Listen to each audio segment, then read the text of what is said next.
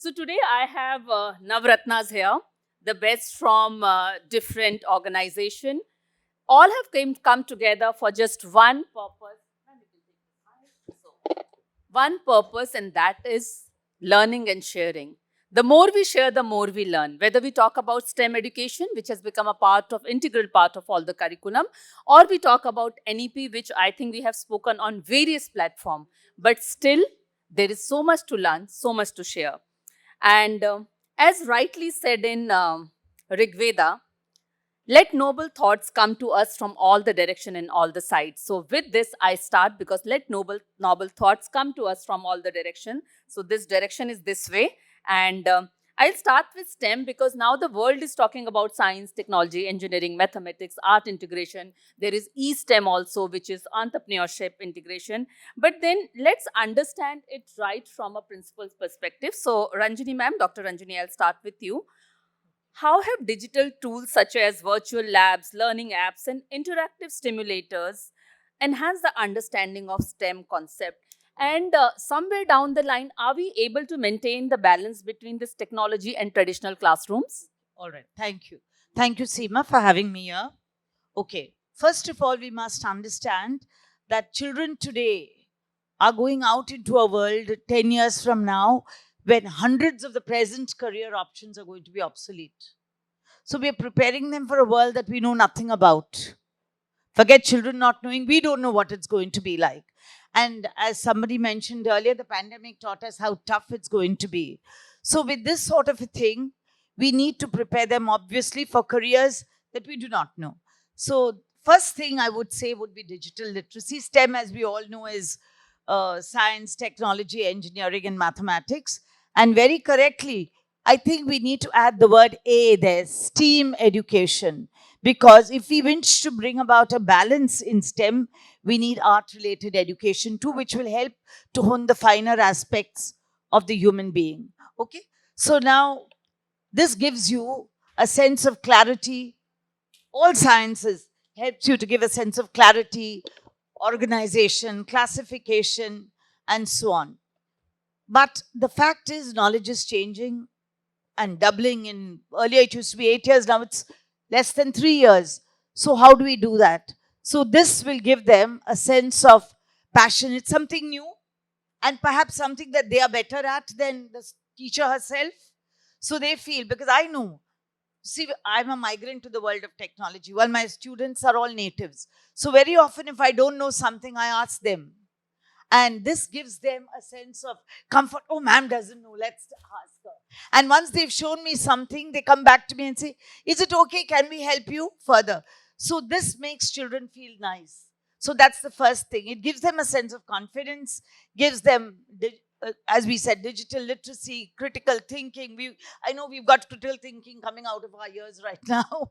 And this gives them also a sense of confidence, leadership, passion, all things. This does not mean the other things don't teach them all that. But as somebody said, Generation Alpha, we were all Generation Alpha once upon a time.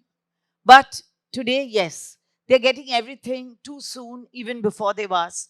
So we need to make things challenging. And of course, experiential learning, learning by doing, definitely helps, no doubt about it. Seema told me earlier before I came in, she said, ma'am, we have only 2 minutes per person. So I'm not going to launch into a longer thing. But very rightly said, and few takeaways for everyone. You spoke about I'll just confidence. finish this little bit. But therefore, these are all the things that you and I can do. But what are the challenges? Because for a school, that's very important. In a place like Mumbai, you need place. You need a STEM lab. And you need to put in a lot of money. I don't know how many managements want to put in money. And if you put in money, you want a return on investment. And then there is a question of, will children pay the kind of fees you're asking them to do? Because robotics, all these things cost money. And I mean, we're not doing charity. Let's be very practical about that, okay? And then, of course, teachers need to know. They need to be educated. Of course, I do realize that the government is doing a whole lot of things, for this. The Atal Tinkering Lab has come up and many schools have set it up. They're also doing extra work, especially for women, because, right now it is Ladki Padhao and everything. Yes, ma'am, I'll will come follow. to you again for yeah. that. But Okay. right now, Yeah. So I'm uh, just leaving now. yes, because Seema, you can't we have to this. manage Yeah. the time. Okay. So these are the challenges, but I'm sure, like teachers have been doing everything else along with their teaching, they'll manage. Okay. Thank you. Superb. Yes, definitely. And you have set up the tone for this session. So, as rightly said in Srimad Bhagavad Gita, Yoga Karmasu Kaushalam, that is, skill in action is yoga. So, skills are very important, and STEM subjects all are skill related. So, coming to you, Kaiser sir, since all the topic or whatever we are discussing, skill plays a major role. So, you being a visionary person, and I know the kind of work you do, what are some of the practices that you're following wherein you see that a right blend of STEM subjects and NEP is happening? uh, can't speak with authority on NEP because still a document in and perhaps work in progress. How does that document evolve into practicality is something we need to sit and watch. And what ma'am did mention, obviously the NEP, when you look at it, is a document. You understand that there's a lot of investment to be done where it should be student centric. So to me, STEAM is nothing but developing your left and the right side of your brain. Because that is what perhaps artificial intelligence has a challenge doing or can't do. But, and so we see technology as a way where children in real time are acting upon, and making learning much more interesting. But it needs to be personalized, you see. Technology is meant to personalize learning. So, what does personalization of learning means? Well, it has three components to it.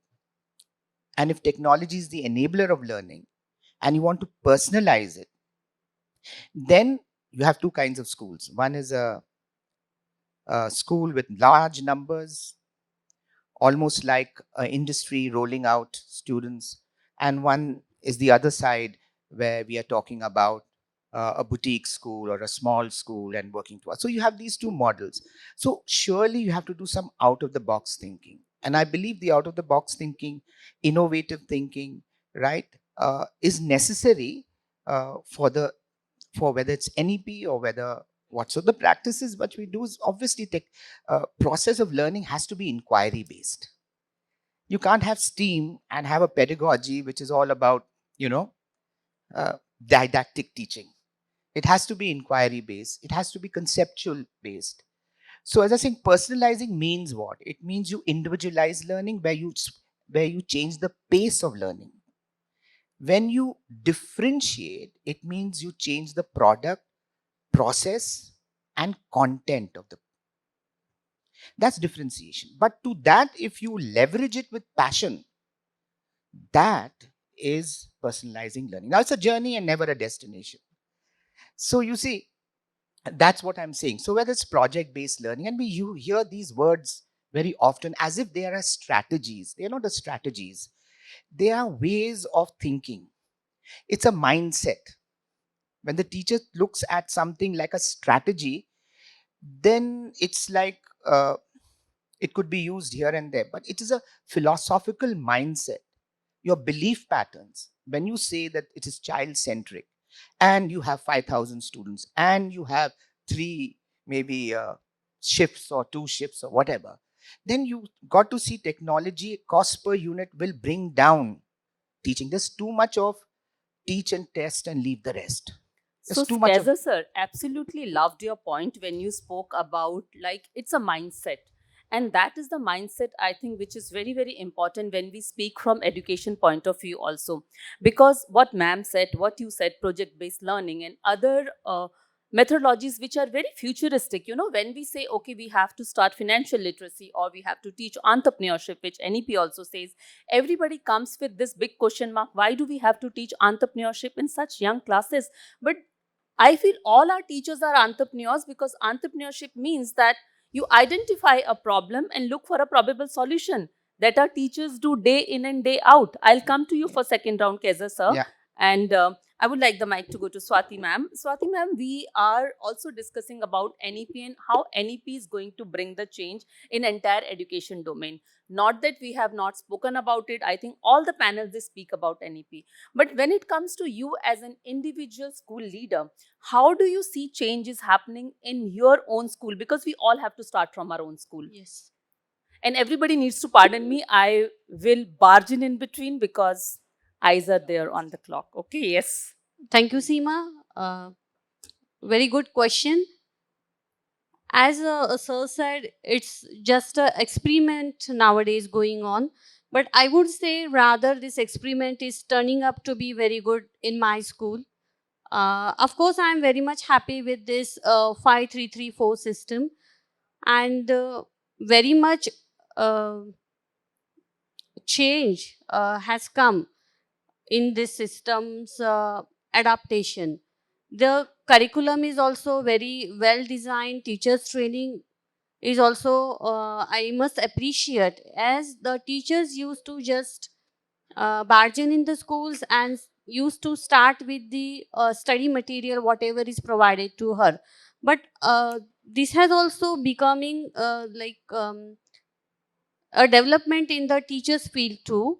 Teachers are nowadays adopting many new technologies also, and she is also adopting the NEP system, which is really helping my children. As you asked me especially about my school, this is really helping me as their overall development, their holistic development. I can see it's not just book related syllabus they are interested in, but also in art, occasional courses, and sports, everything.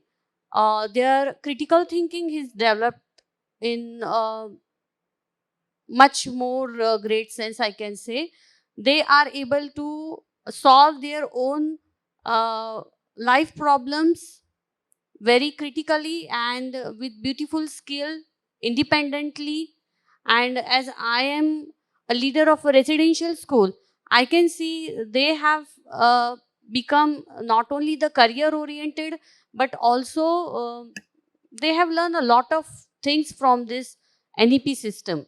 And as we are also uh, following this experiment, Then I think all yes, 21st century skills are amalgamated in that. And that is what we are looking for, because if you see the world, if you see how dynamically the world is changing, it's not about learning, it's about skills.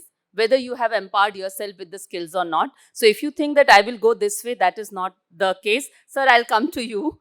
I will start from that side. Some bit of suspense should be there. So coming to you, handling a group of school, a young dynamic person, how do you see the world changing? We speak about technology, we speak about STEM, we speak about AI, we speak about NEP. But the end of the day, the end user, your students, are they really getting benefited by that? And if they are, what kind of measures you have taken to ensure that, yes, it is holistic education and it's not just a terminology? I've still not, yeah, I hope I'm audible. I've still not reached there, but yeah, trying to be somewhere in that place. So, certain things that we've tried to change is one, we've tried to move away with report cards that are showing numbers and made skill based report cards. So, when we look at science taught as a subject, science is taught with certain skills. So we assess the skills that they have learned in each of the chapters. And at the end, we are able to say this skill is something that the child is good at, this skill child is not that good at. So we work with child on that particular skill. So this is something that has changed. I think what the new NEP did is, before we were two-dimensional, we were looking at aims of education and then making content to it. Today there is a third dimension that they have brought in, telling pedagogy, that like how you should be teaching. I think this is something that is good that has come into it. Making assessments competency based is pushing teachers to teach in that way, right? So even though it is not a right way to bring in a change, but then it is a very good way to start off, at least, especially in places where we are actually not able to do that well. Everyone is still in two dimensional. So yeah, I think making assessments skill based is something that I think is very good to ensure that children are there learning skills and not thinking about content that they learned. Because something that my teacher taught me when I was there, when I was doing my teacher training, was he said education is something that you have that's something that is left after you have forgotten what was taught in school. So so those are the Superb. skills. Yes. So Perfect. I think Perfect. that is what And even I'm working one thing towards. that I liked the moment you started, you said, I haven't reached there, but I'm trying. So, education is all about learning. Life is a learning journey. When we sit on this side of the conference room, we do not come across as the person who knows everything. And it is so beautiful that you accept this from the stage and you say that, yes, I am learning in progress kind of person. So thank you so much. That was beautiful. Coming to you, Rhea, I will not let you settle down. Rhea, mic is there. So, Rhea, if we see, the industries are rapidly evolving. Okay. Sir spoke about project-based learning. Ma'am spoke about how STEM integration is happening. Sir spoke about that learning needs to happen always. Okay. Now I need to understand from you, with so much of technological advancement and so much of integration of technology, how are we preparing our students? We always say, it has become a cliche term that it's uncertain future that we are preparing our children for. But tomorrow is uncertain future, right? We do not know what will happen tomorrow. We do not know what will happen after 5 minutes. So how are we preparing our learners for that? Absolutely. Thank you for the question. As you rightly said, because there is a lot of uncertainty, we need to prepare our children for this uncertainty. And many of the things that we ask for our children to memorize might actually be obsolete in the very near future. So it's really important that we incorporate a lot of adaptable, innovative, and critical thinking skills when it comes to teaching. And it's also really crucial that we bring about this change through interdisciplinary subject way of teaching. Like if you can teach biology with AI, using if you're teaching something about plants, see how the plant is growing using some sensors, and that could actually give a little insight into bioinformatics, which is it's evolving.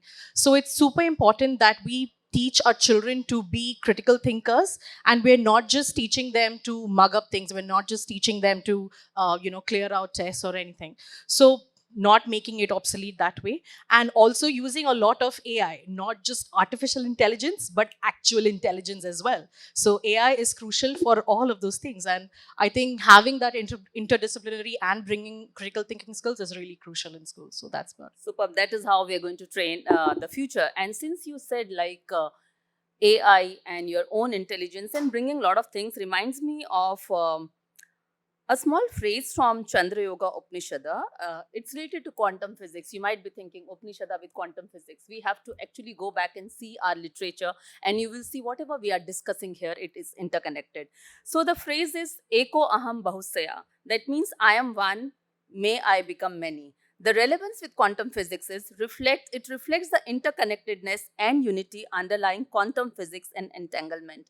Everything that we discuss, we might feel we are talking about artificial intelligence, we are talking about futuristic vision. Sometime we have to go back and check. And when we go back and check, we find out that we are coming from a country which is very empowered, okay, which was very empowered. Our sages were scientists. We have never seen them as scientists. This brings me to you, Kavita, Dr. Kavita, since you also follow the same passion that I follow, that we keep on referring to our literatures and scriptures to find out more about future. So how do you see the kind of collaboration or synergy between what has gone by, which is the legacy, and what is going to come, which is uncertain?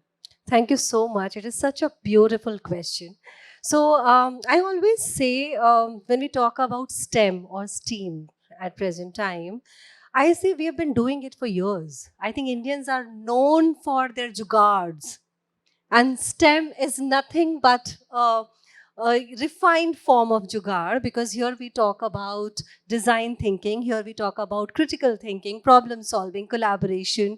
And we also talk a lot about inclusion and diversion.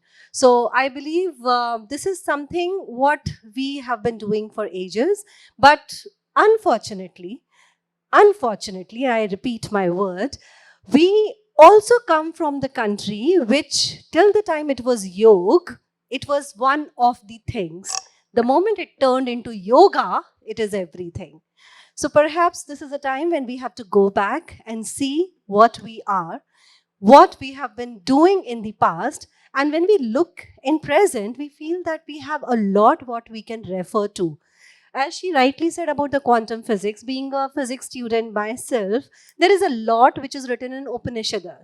Why to go very far? I'm sure majority of the people sitting in this room must be knowing about Hanuman Chalisa, which talks about the distance between the sun and the earth. So it's all about, reflecting what we already had. What we are doing is somewhere we are just running after what is new. Perhaps what is new could be new for the world, but we already had it. So I think this is a time when schools should integrate, and the entire onus goes, or the entire responsibility is on the teachers and the education leaders to integrate this kind of the philosophy or the way of learning in their way of life. So perhaps the schools need to think on this aspect as well, what we were, what we had, and somewhere it has to be brought into the action. So thank you so much for the question. Beautiful. I know Thank I can you. speak a lot about it, Yes, but I'm but looking you at know the I am time. a difficult headmaster. I know. know, So thank you that for your way. time. So, you know, rightly said, I think again in Upanishad, yad bhav tad bhavti.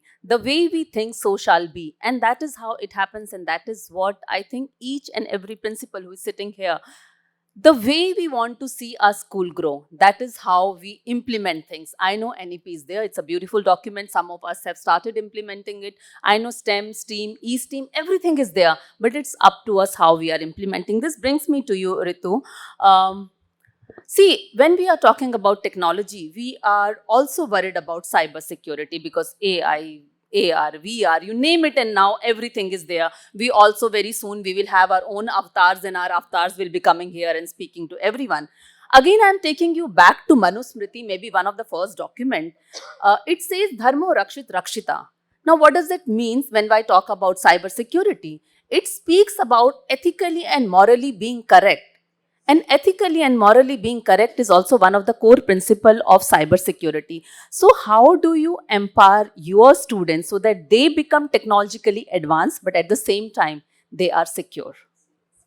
Very, very important, and that's the need of the hour. I think since morning or since days we have been talking about this security. First of all, we need to start early. We can't teach the students when they grow up, they are already in secondary or maybe higher secondary. It has to start right from in some way in the preschool to primary years. How important is the cyber security? We all know how AI has impacted the learning. It has completely revolutionized everything. And the whole idea of all the educators is how we can make learning more meaningful, more efficient for all the students so it stays with them. Right, so they're using different type of platforms, right from virtual reality to make it more immersive. AI we have been talking about a lot, and a lot of work on data analytics also, because that is also introduced at a very early age. Students are working on data, with data, handling a lot of data, and drawing conclusion results from huge amount of data what they're using. So apart from spreading the awareness, I think self-discipline also would help, because moral policing in this case wouldn't be very useful is what I think. So starting early is one of the keys, and giving them more meaningful experiences about the security would be a better option for all the school educators. There's a lot awareness being spread about what is happening when we are not using these platforms wisely. Most of the students have experienced also. So if these experience can also be shared with the fellow students, fellow educators, team members, then that would also be very, very useful. One of the things which I believe, this is again, I'm talking about my personal experience. We are trying to make learning very, very meaningful, very easy for the students, good experience. When I reflect back on my school days, we have also gone through the entire process. And back then, all these platforms, tools were not there. but we have also learned. So what is the difference between the students, those who are learning today, and when we had learned? Did we not reach to a particular stage? Yes, we did. We are, right? But what I feel the difference is, if I recall my school days when I used to go for exam, and I'm quoting my example, I'm not quoting anybody. When I used to go and write my exams, and when I see these students, current era, these students, there's a lot of difference. We used to keep our books in our hand, if I may say so, until outside the classroom. We used to keep reading and then leave the books, go inside, write down, finish the exam. These students are very, very confident, of course, for obvious reasons of what we have done and how we have made the learning more meaningful. And the learning stays for a longer period of time with them. Not that it hasn't stayed with So I us, think but it is again very Yes. individualistic, because Yes. every individual have their own experience, and as we say, generational disparity exists in it the will. society. It will, And yes. yes, we all are similar, but we all are not same. So learning patterns are also similar but not same, and one size fits all is no more in education system. And that is how I think society evolves. So I come to Sir now. You know, when we talk about education, when we talk about any one of you, you are the two gentlemen left now, so any one of you can answer this question, and second question will come to the other one. There is one particular thing when we say we are preparing this particular generation, but do we really give them the voice and choice? So, sir, if you have to give the voice and choice both to your children, how do you see your school evolving? Yeah, as I am working with higher education, like senior college. So as per NEP, and again basically as per our program structure, we have elective basket, professional elective basket, various baskets are there. So from that basket, students are allowed to select the subject. So basically, as per like their interest, there are various kind of core baskets as well as elective baskets. So definitely, as per their choice, they can um, um, take a subject from that basket. Apart from that, again, we are providing a facility of MOOC courses. So MOOC courses means again students are free to learn from any online platform. They have to match the credit. Suppose in curriculum there is a that course is for 2 credits, then he can earn 2 credits from any online platform like Coursera, and various platforms are there. So nowadays, like this term is, I would say that backbone of research and innovation, and again we can say economy of India, economy of every country. So nowadays we are using flipped classroom, using like we can say personalized methods, adaptive learning. So students are making so much techno savvy, and we are providing all the gadgets. Still there are some drawbacks, some limitations are there, digital gap is there, but still students are growing like anything, like very So, nicely. as an educator, as a visionary leader, all of us are trying to do our best for children, and I completely agree. Still, digital divide is there. You know, once Kaiser sir was talking about this, and I was like, sir, yours is the most elitist school, but then his challenges are different. So it's not that if you are coming from the elitist school, you will not have any issues with the technology. And this is how it happens. So coming to you, you are the last panelist. Thank you for being such a patient listener to everyone. So I think you have the wealth of knowledge now. So we always see the kind of knowledge our children possess. Okay, if you go for a round and you see grade 6 and grade 7 children talking something, sometimes we feel that we are from the ancient era, because their idols, their the YouTube channel that they watch, everything is completely different than ours. Okay, now 90% of these young children will go and see Pushpa 2. Have you seen Pushpa Part 1? Pushpa Part 2 they will go and see, okay, and it will do 300 crore business tomorrow itself or today itself. So this is the generation, and somewhere we are still in the ancient world. So what is your advice to the entire August gathering, that how we need to prepare ourselves for this technological revolution, knowledge revolution, and someday the volcano will erupt? Thank you. I can say that digital revolution, or what you call transformation, in the education field took place, I think, changed after the COVID period. Because I don't think in India we had such a good technology implementation in India before the COVID. So many schools adopted this digital, and no, many schools didn't had the exposure of the children to whatever you say, YouTube or many public internet or anything. This was not there. But even the mobile, many schools or institution, they didn't had access to this mobile technology or other exposure. And what happened is everybody was forced to implement this post COVID, and all we implemented, whether we don't know whether it was good, bad, or anything. We were forced to start the online, and we were forced to start this digital, switched into digital world. You say science, technology, or engineering, whatever it is, mathematics, everything was transformed to this digital world. So when you give this option to the childrens, of course, it was a big challenge for the institution to bifurcate that you do this, you don't do that. It was a big challenge for everybody. It was because you don't have the control.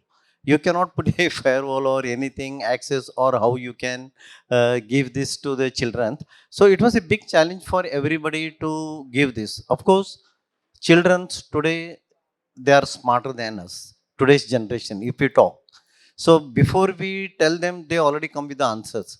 Yes, sir, you can do this way, you can do that way. So children are very smart, and they know which information available where and by which. So we, from the institutions, we have to take a concrete decision through which platform, what would be our agenda, through which platform we will give what education exposure to our children. If you do that, then I think we are within our limit and we can give the best to the students. Otherwise, if we don't have the proper agenda, we may not be able to give best to the students. That's what I would like Wonderful. to say. That's really so important that we need to have the proper agenda. That means our path should be very, very clear and we should see. I mean, if you will see a lot of skiing happening in the entire world, see, sometimes we ski, there are a lot of trees and we still do the skiing.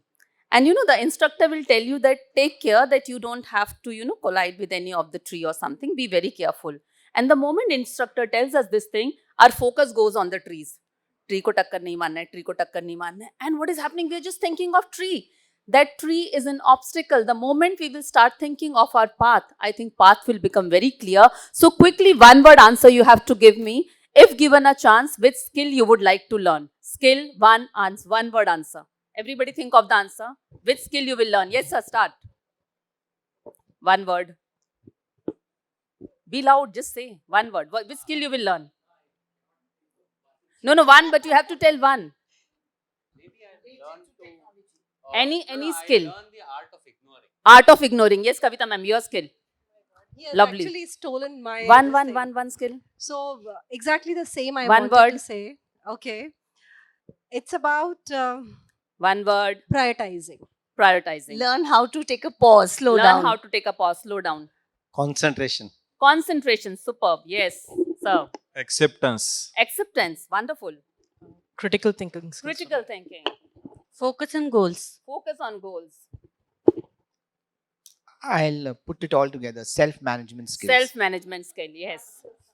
Interpersonal skills. Interpersonal skills, wonderful.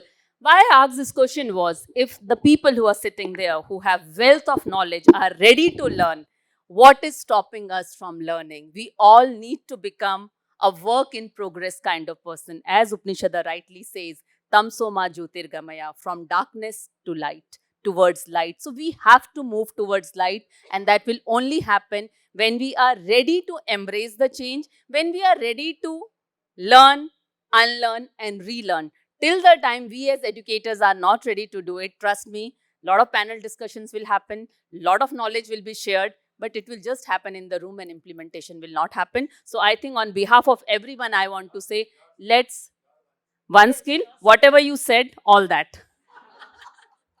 I am forever work in progress person. That is who I am. And since you're telling about skill, and if I have to reintroduce myself because I have saved some time, I never say that I'm Dr. Seema Negi. anything that ends with ing, whether it's gliding, parasailing, horse riding, scuba diving, you name that ing, and I have done it because I firmly believe skills are what that will take us ahead. So thank you so much. We have saved your 44 seconds. Thank you.